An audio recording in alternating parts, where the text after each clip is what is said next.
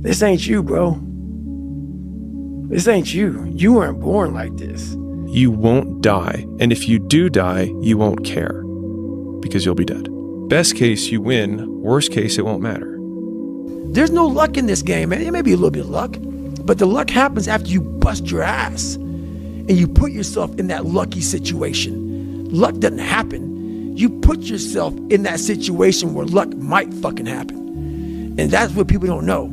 If you believe it, if you really believe that you could be something, if you have that little voice in your head saying, hey, you got talent, you could do this, then follow that voice. Fuck your motivation. Fuck your motivation. You need discipline, because motivation's not there every day. I'm missing motivation most days. Wow, Some really? days, yeah, sometimes I got motivation. Sometimes I'm like, fuck yeah, today I felt good. I can't wait to get to the gym. But a lot of days, like, gotta get to the gym. And then once I get going, then I feel great. Yeah. And I feel great when it's over. But it's that beginning part that's hard, because your body wants to stay comfortable. Your body will trick you. Like, man, today you should take the day off, Theo. You don't feel good. Theo, what did you get, like 6 hours sleep last night?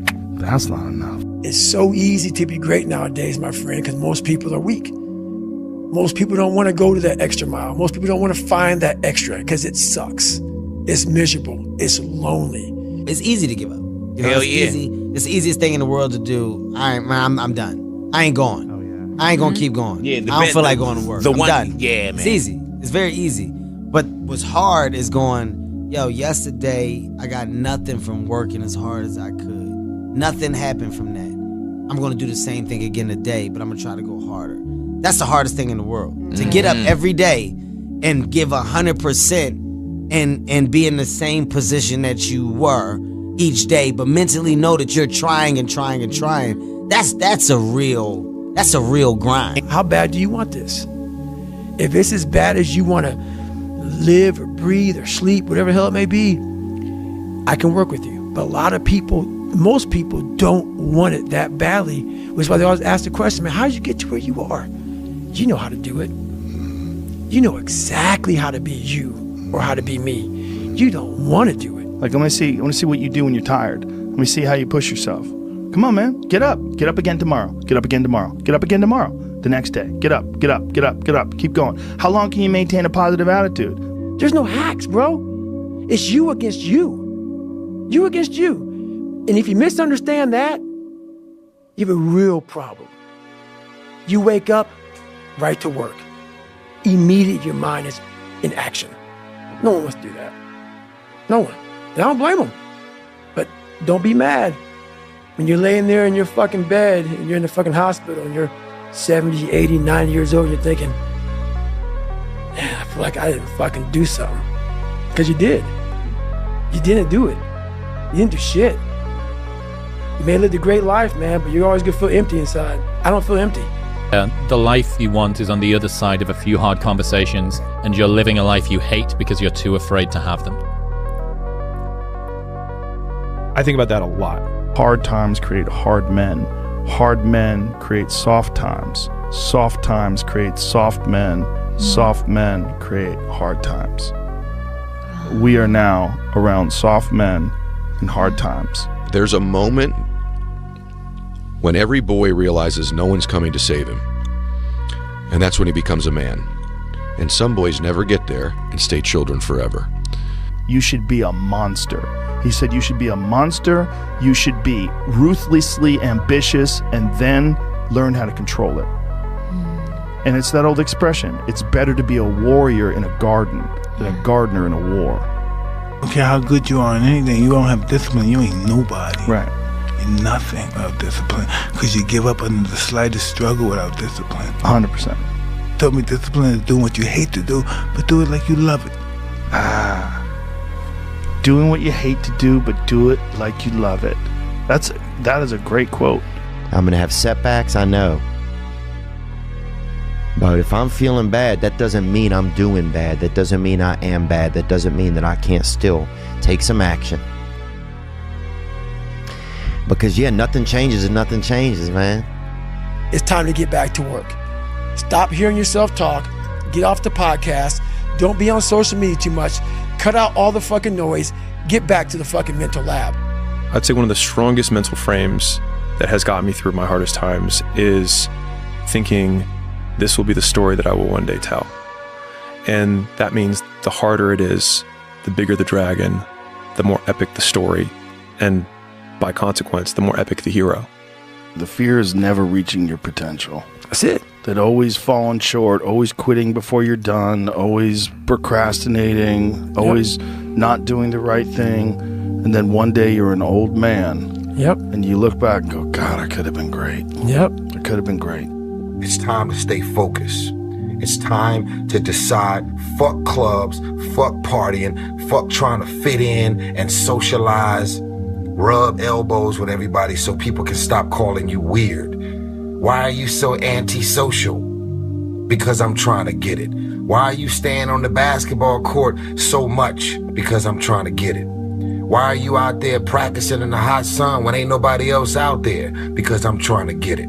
Why are you not clubbing? Like every time I text you and invite you to go do something fun and cool, you always studying. Because I'm trying to get it. Let me tell you something, homie. These women ain't going nowhere.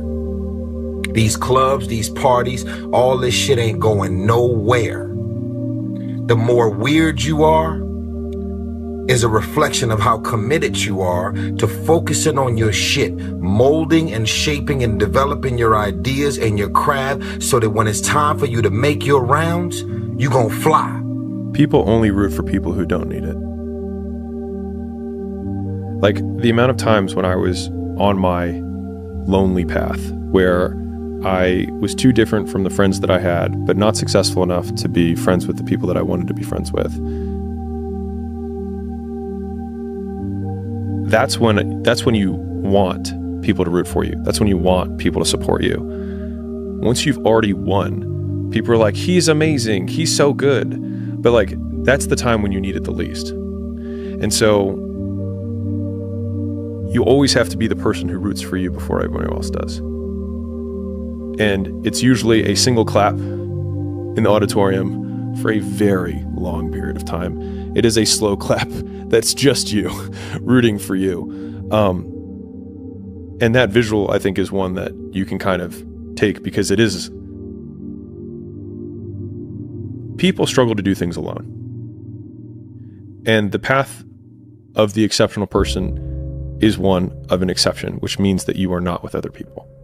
And rather than fighting that or bemoaning it, see it as an indicator that you're on the right path. Because if everyone else were cheering you on, then it means you're not in the right place, because it means you're just like everyone else, and that's not where you want to be. Life isn't fair at all. At all. So what are you going to do about it? I knew that no one was coming back to help me. No one was going to miracle me to be somebody special. So mentality is the only thing that gets us through life. I was an underdog. We are all underdogs in life. Even the baddest person in the world should think that way. So you should always have I've never arrived mentality. And the can't hurt me mentality is no matter where you come from, the sewer or wherever you think you're from. When I got out of the sewer, I got to the road and looked around and said, can't hurt me. Nothing should be able to hurt you. If you believe that, it starts to become true. Be the guy who embraces the ugly, the miserable. Be the guy who embraces hard work, the grind. Don't be afraid of being hurt. Don't be afraid of sacrificing some blood. You know, there comes a day, man. Everyone's gonna have this day. There comes a day where being average, being mediocre is just sickening to you. It's just sickening. It makes you want to throw up. Because you've seen people with far less talent than you. As you're growing up with them, their childhood buddies, whatever else, they didn't have what you had. Yet now they're fucking to become something that you haven't. There comes that day. It's either when you're young, you know, and it strikes you on the baseball field because you're sick of striking out. Or it's when you get fired from your 5th job, you know, and your wife and kids are on your ass because you don't know how to support them anymore. There comes a fucking day where push comes to shove. Where being mediocre, being like average and shit just fucking burns and sucks so much. You can't deal with it one more day.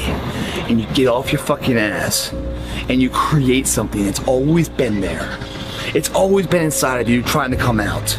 but you've never wanted to unwrap it because it's too much fucking pain and commitment. I'm a big fan of power follows the blame finger.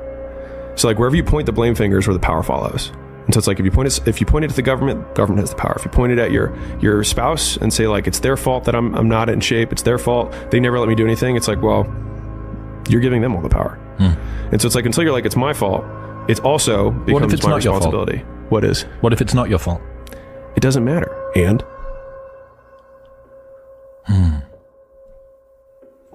like I can't run marathons because I lost my leg at birth. And either you can just never try, or you put the metal thing on and you do it anyways.